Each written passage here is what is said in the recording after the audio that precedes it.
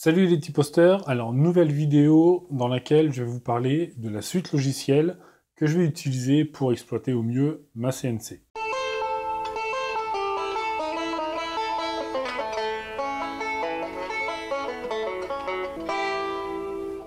Avant tout, je tiens à vous préciser que cette vidéo, c'est une vidéo découverte de la suite des logiciels que je vais utiliser.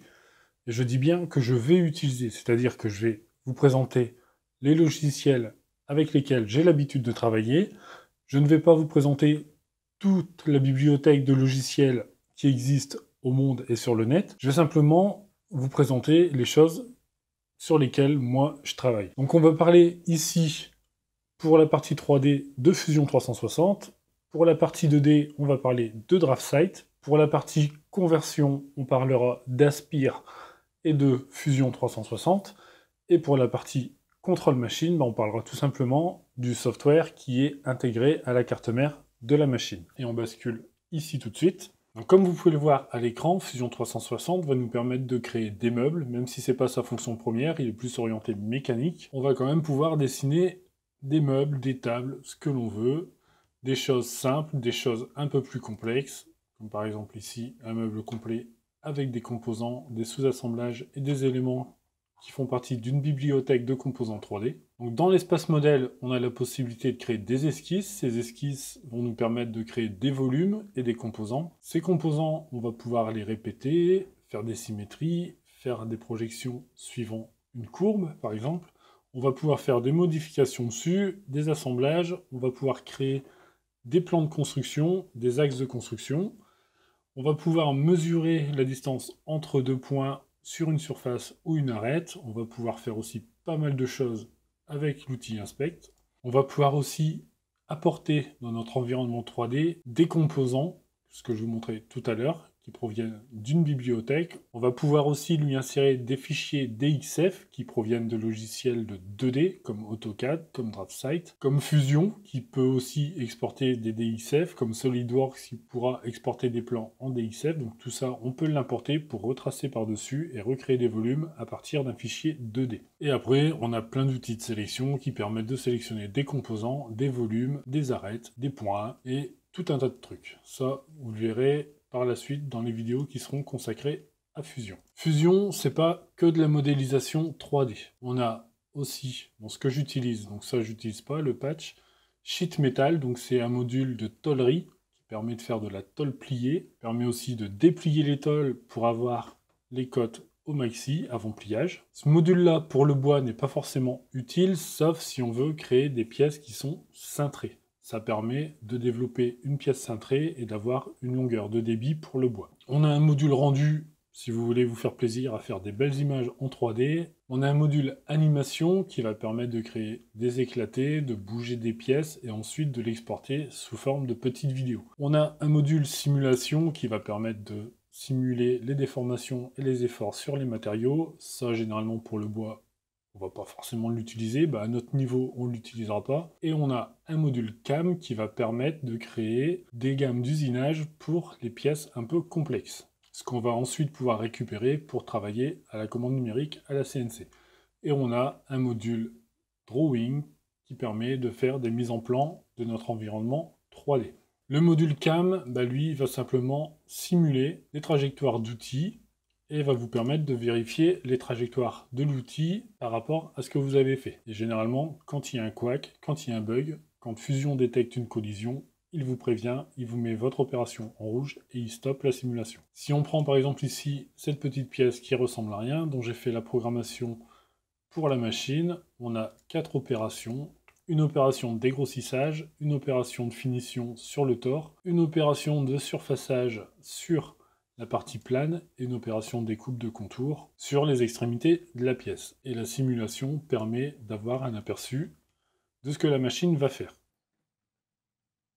Donc, je vous le présente rapidement, je vous montre ça vite fait, ça va vous sembler certainement très compliqué, mais dans certaines vidéos, je reviendrai là-dessus, et je pense que je ferai des vidéos dédiées à ça. Si normalement j'explique bien, vous allez pouvoir vous en sortir. Voilà pour la partie fusion, donc vous voyez que lui va vous permettre de travailler sur une pièce du début jusqu'à la fin. Si vous souhaitez l'usiner à la CNC, il sera capable de vous générer un code machine, Et si vous souhaitez travailler à la main, à l'atelier, comme j'ai déjà pu le faire, il va savoir vous sortir, c'est pas automatique, c'est quand même à vous de le faire, il va savoir sortir des plans avec des cotes qui sont exploitables à l'atelier. Ensuite, pour la partie logiciel 2D, je vais vous présenter dans ces grandes lignes DraftSight. DraftSight, c'est un logiciel 2D type AutoCAD pour ceux qui connaissent. On va tracer des lignes, on va tracer des cercles, on va faire des liaisons entre les lignes, on va les couper, on va les ajuster. Des choses vraiment basiques dans le dessin, ça permet d'aller vite sur certaines pièces, surtout sur des découpes simples. Par contre, DraftSight, c'est un faux logiciel gratuit, mais dans sa version gratuite qui est téléchargeable, on arrive à s'en sortir dans 99,9% des cas. La version payante débloque certaines fonctions que nous, on n'aura pas besoin ici. On passe vite fait de l'autre côté, faire un petit tour d'horizon de DraftSight. Comme vous le voyez à l'écran, DraftSight est relativement, je dirais, basique et en même temps complet. Basique parce que nous, on va utiliser des fonctions simples comme l'outil trait, l'outil rectangle, l'outil polyline, l'outil cercle, l'outil spline par exemple. La cotation, dans ce qui nous intéresse pour l'instant, on n'en a pas besoin. Les outils de déplacement, de copie, de réseau, ça peut toujours servir. Les outils pour faire les raccords, pour faire les ajustements et les prolongations de traits. Les outils pour exploser des blocs et l'outil calque qu'on retrouve ici pour gérer un peu toute notre procédure et tout notre mode opératoire qu'on aura besoin pour la CNC. Le seul truc qui est dommage, c'est qu'on va devoir générer un fichier DWG ou des XF avec DraftSight et qu'on va ensuite devoir le traiter avec un logiciel tiers pour générer du code machine. Donc pareil, sur DraftSight, je ne vais pas m'aventurer plus pour l'instant dans cette vidéo. Je vous ferai d'autres petites vidéos où on parlera plus de DraftSight sur des tracés, des choses simples. Et maintenant, on va garder notre équerre à l'écran et on va passer sur un logiciel qui, lui, est dédié à la transformation d'un fichier en code machine qui s'appelle Aspire et qui est édité par Vectric. Alors, qu'est-ce qu'il y a à dire sur Aspire? Alors, Aspire est édité par Vectric. Vectric, c'est un éditeur de logiciels pour commande numérique. Ils ont plusieurs types de logiciels, comme Cut2D Desktop, on a Cut2D Pro, on a Vcarve, on a Vcarve Pro, et on a aussi Aspire. Aspire, c'est leur plus gros logiciel qui, pour l'instant, est en version 9.5. Quand j'ai eu le contrat avec la CNC, chez Oznest, ils m'ont rapproché de Vectric et j'ai récupéré une licence Veloger du logiciel Aspire. C'est une licence qui coûte relativement cher, il coûte 1800 balles. C'est énorme, après le logiciel est très complet, mais je pense que pour démarrer, pour faire des choses simples, on n'a pas forcément besoin de claquer 1800 € dans un logiciel pour générer du G-code. Si on revient ici sur Aspire, qu'on ouvre le fichier de l'équerre que j'ai dessiné dans DraftSight. Donc on va se rendre compte que dans DraftSight, on a la gestion des calques. Donc ici j'ai un calque gravure, un calque texte, un calque découpe. Et Aspire, c'est les retrouver et va les mettre ici. Gravure, texte, découpe. Tous les autres calques étaient présents, mais comme il n'y a rien dedans, je les ai supprimés. Ces calques-là, c'est l'organisation du travail de découpe. On va pouvoir, par exemple, faire la graduation avant le texte et la découpe en dernier. Et logiquement, on ne fait pas la découpe du contour de l'équerre avant d'avoir fait tout ce qu'il y avait dedans. Donc pour la partie dessin, on retrouve des opérations et des dessins basiques, des cercles, des rectangles, des traits, des modifications d'objets pour modifier sa position sur notre feuille. Notre feuille, c'est forcément notre planche ou le morceau de plastique qu'on va découper à la commande numérique. On a des outils de déplacement, des outils d'ajustement. Dans la modélisation 3D, on va savoir importer des fichiers 3D qui ont été faits avec Fusion, par exemple, et qui ont été exportés en STL. On va pouvoir faire dessus des modifications simples, mais on ne sera pas travaillé dessus comme sur Fusion 360. Ensuite, on a un onglet clipart qui est rempli de petites choses de ce que le logiciel va pouvoir faire et va pouvoir générer comme G-code pour usiner nos pièces de bois, notre plastique ou ce que vous voulez. Et donc après, on avait les couches ici pour la partie dessin des WG qui a été récupérée de DraftSight. Sur la droite, on a les parcours d'outils, donc on peut faire de la découpe, on peut usiner des poches, faire du perçage, faire de la gravure rapide, du V-carve, des parcours d'outils à cannelure, du parcours de l'usinage d'ébauche et de l'usinage de finition. On a un module qui permet de gérer les fraises. Donc ici, j'ai commencé à rentrer toutes les fraises que j'ai pour l'instant à ma disposition, avec des vitesses d'avance différentes, sachant que là, pour l'instant, la machine ne permet pas, moi, de gérer la vitesse de broche, puisque c'est une défonceuse qui est alimentée séparément, qui n'est pas du tout connectée à la carte mère de la machine. Par contre, l'avance en millimètres par seconde, ça le gère, le recouvrement, tout ça, il n'y a pas de souci là-dessus. Donc ça nous permet quand même d'avoir toutes nos fraises en bibliothèque et de les utiliser en allant des opérations qu'on a à faire. On a un outil d'aperçu qui va permettre de vérifier nos parcours d'outils, de savoir si tout est OK, et on peut forcément exporter toutes nos opérations, tous nos parcours d'outils dans un fichier G-code. Alors le logiciel prend en charge pas mal de fichiers, c'est forcément utile puisque c'est un logiciel qui est dédié à générer du code machine. Donc moi ici c'est du GRBL en millimètres. Et vous allez voir que quand on utilise des outils différents, ici j'utilise un outil à graver pour tout ce qui est gravure, une fraise, une dent pour faire la découpe. Donc le logiciel me met un avertissement comme quoi il ne peut pas générer tout le code puisqu'il y a un changement d'outil. Donc il va falloir que je génère deux codes. Un code pour la gravure et un code pour la découpe si je veux que ça fonctionne correctement. Et ces deux codes seront après balancés dans la machine via le soft qui est lié à la carte mère de la Workbee. Donc là c'est pareil, si je voulais m'aventurer là-dedans et vous expliquer tout en détail, il y en aurait pour quelques heures. Donc on va pour l'instant s'arrêter là. Moi, à la fin de la vidéo, je vous montrerai quand même comment j'ai réalisé ces écarts-là dans du styroglace, un PVC transparent, un polystyrène transparent. Et pour l'instant, sur Aspire, je vous dis, je m'arrêterai à cette petite présentation. Voilà, donc même en voulant faire court, on en arrive à une vidéo qui va être relativement longue. J'espère que vous ne décrocherez pas avant la fin, puisque avant la fin, je vous montrerai comment j'ai découpé les équerres qui sont ici. Donc vous verrez vite fait le dessin, la programmation et la découpe. Avant de passer sur le dernier soft à vous présenter celui qui gère la machine, je voulais juste vous dire que tous ces logiciels, même si ça vous paraît rapide et relativement compliqué sur cette vidéo de présentation, c'est des choses qui reviendront dans quelques vidéos, dans quelques temps et plus en détail. Toujours pareil, je suis en train de réfléchir à savoir comment je vais faire pour que ça soit relativement court et complet et abordable pour une grande partie d'entre vous.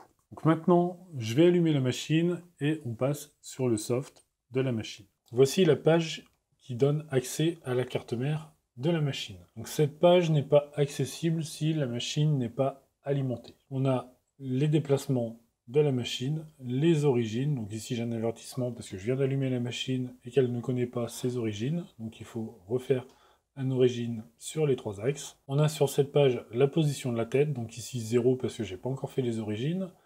On a la vitesse d'avance de la tête, donc de la défonceuse, et l'alimentation des capteurs et la température de la carte mère. Ensuite, on a un onglet Job Statut qui vous indiquera quand un programme est en cours la progression. À partir de cette page-là, on peut changer l'offset de la machine, c'est-à-dire peaufiner légèrement son réglage en hauteur, donc sur l'axe Z, pendant un usinage. On peut changer la vitesse pendant un usinage aussi. Si on se rend compte que la machine va trop vite, on peut réduire ici en descendant légèrement à 75, à 50%, voire après ce qui est le plus intéressant. Tout ça pour éviter la casse et les mauvaises surprises. La console G-code va répertorier toutes les commandes qui sont envoyées à la carte mère. Les fichiers G-code, donc ici, on va retrouver tous les langages machines qu'on a générés soit avec Fusion 360, soit avec Aspire. Ces fichiers sont stockés sur la carte mémoire de la carte mère. Il y a aussi une petite carte micro SD qui est à l'intérieur de la carte mère. On peut charger les fichiers G-code. Et ensuite, il faudra tout simplement faire un clic droit, Start File, et la découpe se mettra en route. La découpe, la gravure ou la sculpture. Donc ensuite, on a les macros. Les macros ici sont directement créé par OOSNest, donc ça permet de définir le point 0 de travail de la machine. Le point 0 de travail de la machine est différent de son point 0 à elle. Je vous montrerai tout ça un peu plus tard et vous le verrez.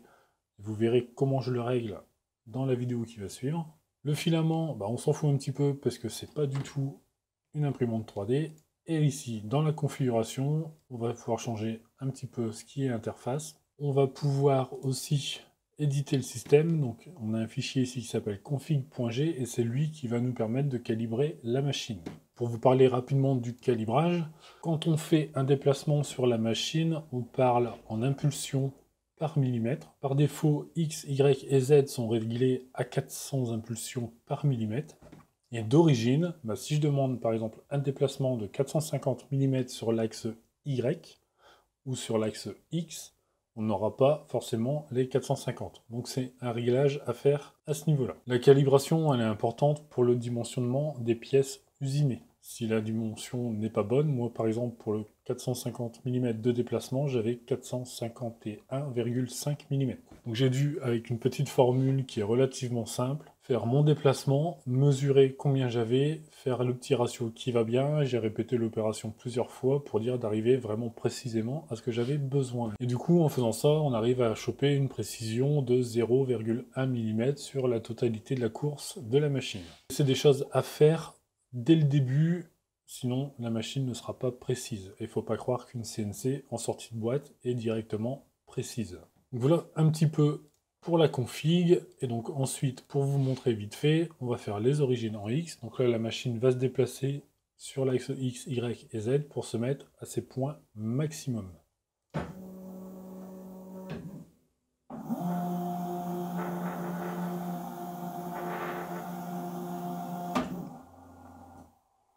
Voilà, donc on a ici une valeur en Z de 94, on a une valeur en Y de 774 et une valeur en X de 547. Alors j'ai pas réussi à avoir les 550, il faudrait que je règle un petit peu mon limite stop pour éviter de perdre les 3 mm. Mais ensuite, à partir de là, on peut faire des déplacements en toute sécurité sans risquer de défoncer la machine.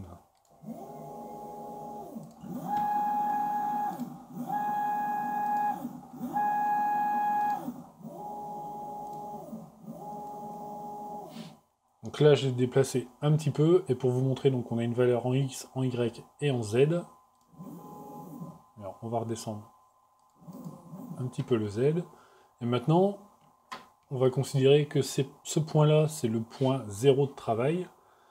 Donc on va faire un reset, et on va mettre setWork X axis. Donc là, on va mettre l'axe X à son 0, l'axe Y à son 0, et l'axe Z à son 0. Et vous voyez ici en haut dans la fenêtre que tout est à 0.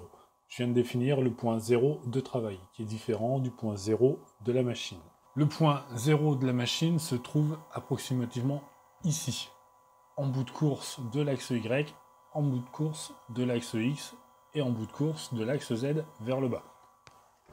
Une fois que ça c'est fait, on peut remonter les origines pour mettre les accessoires sur la fraise, sur la défonceuse, pardon. On peut se déplacer comme on veut. Et la machine a gardé son 0 de travail. Voilà, donc le logiciel, la page qui permet de contrôler la machine est relativement simple à prendre en main. Les fichiers configuration, c'est un petit peu plus compliqué. J'ai pas approfondi tous les fichiers disponibles, j'ai juste approfondi moi celui qui m'intéressait le plus, donc c'était le config.g. Après, à partir de là, on s'est lancé n'importe quel programme, une fois qu'on a mis en place sur la table de travail notre planche, notre morceau de plastique, ou ce qu'on veut usiner. Alors voilà un petit peu pour les grandes lignes du pilotage de la machine via l'interface de la carte mère de la Workbee. Maintenant, je vais vous montrer comment j'ai réalisé les équerres, et théoriquement, ça sera tout avec cette longue et chiante vidéo.